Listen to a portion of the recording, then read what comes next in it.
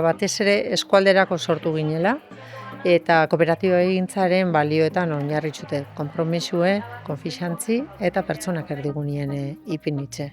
Eta hori ez dala eitzen beran-berariz irakasten eta puntu, baizik eta egunerokotasunien balio horrek ikasliengan barneratu naixe. Nik uste dut ideia bat gelditxo dela batez be indartzu azpimarratuta. Eta da eskualde honetan daukagun elkarlanerako jarrera eta zenbat proiektu itzen dugu zen danok alkarregaz lanean.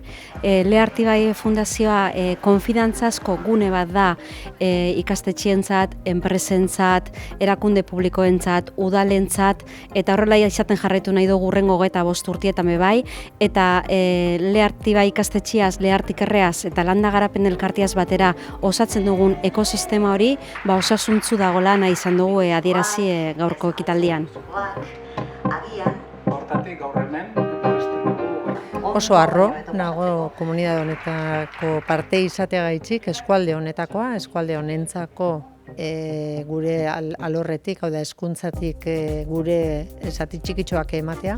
Eta etorkizuna begira, beti lez, aldaketak egongo direla jakinda eta prest egongo garela.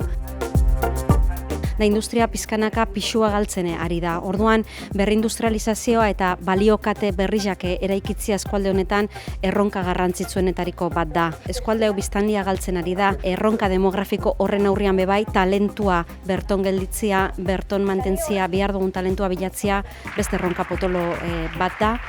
Turismo sektoria hazten dagoen sektore bat da, eta ikusi behar dugu zelako turismo eredua nahi dugun, eta azkenik azpiegiturako betu beharra ikusten dugu, ezta?